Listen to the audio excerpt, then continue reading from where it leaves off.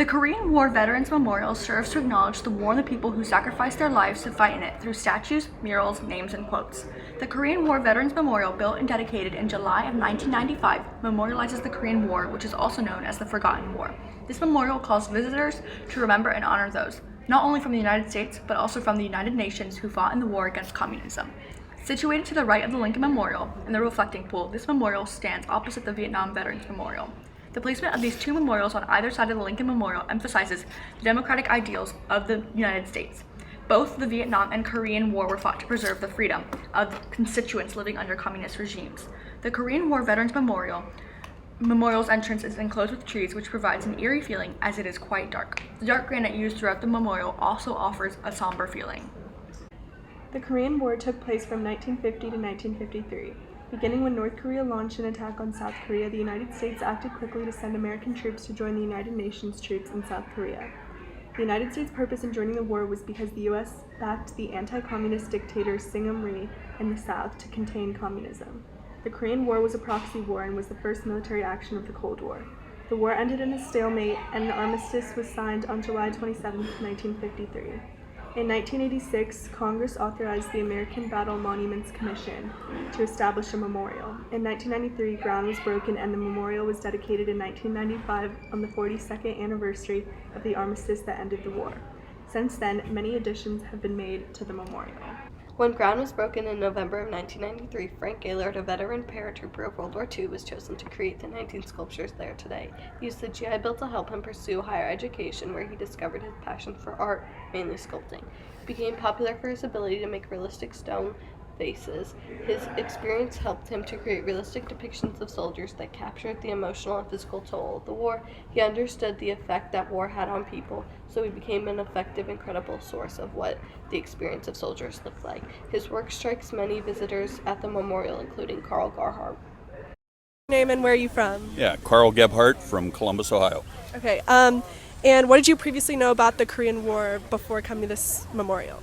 I knew quite a bit about it. I was born just after the Korean War, and so I remember hearing a lot of stories about it. And well, I know you just got here, but what was like the first thing that struck you walking into this monument?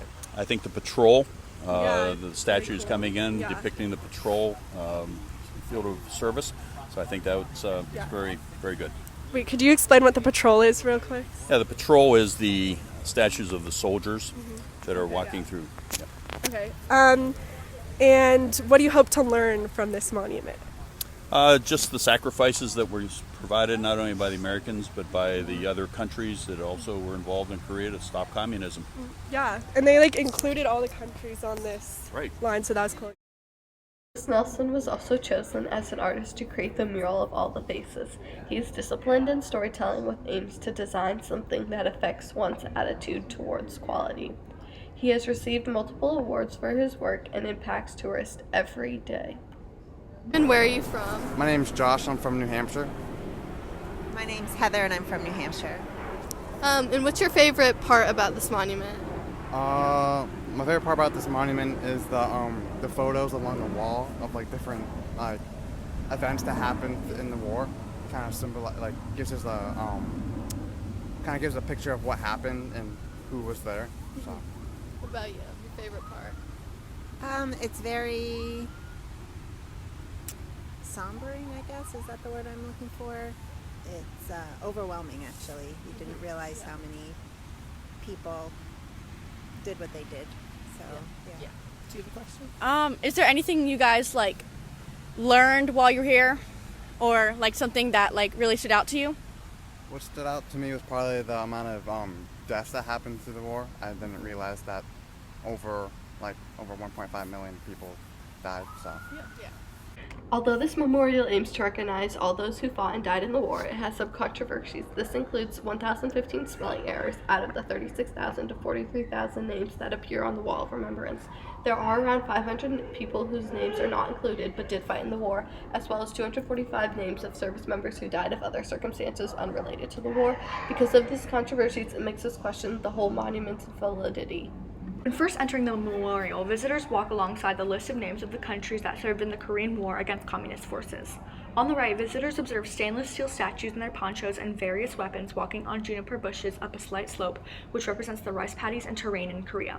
The representation of the terrain allows the viewer to understand the rough environment of Korea and how that would have made it so much harder to fight. The faces of these soldiers appear fatigued, concentrated, and terrified to capture their emotions. This appeals to the audience's emotions as they can empathize with how terrifying it is to navigate and fight in a new country. However, you are not able to identify what country each soldier is from, which conveys that these soldiers are one united front fighting for one end goal of freedom from communism. At the end of this walkway, visitors see a pond which is surrounded by trees and the Wall of Remembrance, which features 36,574 names. The pond is constantly flowing and recycled with water to offer tranquility and reflection to the visitor. The Wall of Remembrance fulfills the purpose of the memorial to acknowledge and honor all of those who fought in the Korean War. This wall comes directly after passing by the statues and countries to emphasize the magnitude of this war and how it affected thousands of people who joined in the war effort. The names are all grouped together regardless of the country they came from to once again emphasize unity and support. The wall appeals to Logos as it proves the enormity of the war and how it affected thousands of people. On the wall, families can place images and notes about a person who died in the war, which shows that this war affected families too. It is not 36,000 deaths, it is one death 36,000 times. As visitors complete the Wall of Remembrance, they can see flowers left by loved ones. They are placed on the quote, "Our nation honors her sons and daughters who answered the call to defend a country they never knew and a people they never met." This quote explicitly states the purpose of the memorial as a place to honor these people. This quote is purely literal because soldiers from the U.S. and the United Nations did not know the people in South Korea. They simply answered to the call to fight for another country's freedom because of their own values of freedom and the goal of a democratic world free from authoritarianism. As visitors leave, they once again walk down a slight slope. They pass by a mural of faces that are based on actual photographs of unidentified American soldiers, sailors, airmen, and Marines. They represent all of those who supported the fight. This mural is deliberately placed as visitors enter and exit the memorial, as visitors have already learned of identified soldiers, and the memorial also wants to honor those who are unidentified. This mural appeals to Logos and Pathos because it provides images of real people who have helped to fight, to allow the audience to completely grasp that these are real people with lives before the war and that they came from everywhere to help fight. While this memorial was dedicated in 1995, it has undergone many additions such as the Wall of Remembrance, which was completed in 2022. Previous to 2022, visitors would not have been able to understand the magnitude of the war. The names are vital to help visitors remember those who fought and died in the war. What are you guys' names and where are you from? We're from Broadview Heights, Ohio. Owen, Tyler. And what did you previously know about the Korean War before? It's known as the Forgotten War because not many people really celebrated it. Yeah, I don't really know it. You got a question? Yeah. What have you learned from Korean? There are a lot of people with the last name of Lee. Oh, yeah. Yeah, a lot of the same names. That's why I realized. Visitors also leave with a quote, "Freedom is not free," which is engraved beside the pond. Its purpose is to invoke thought of all of the ways in which the United States has fought for freedom for its own citizens as well as for others.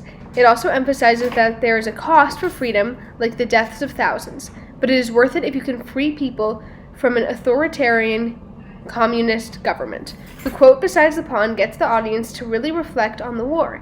The Korean War Veterans Memorial is effective in that it educates visitors and helps all generations either discover or remember the people who sacrificed their lives in order to protect another country's freedom.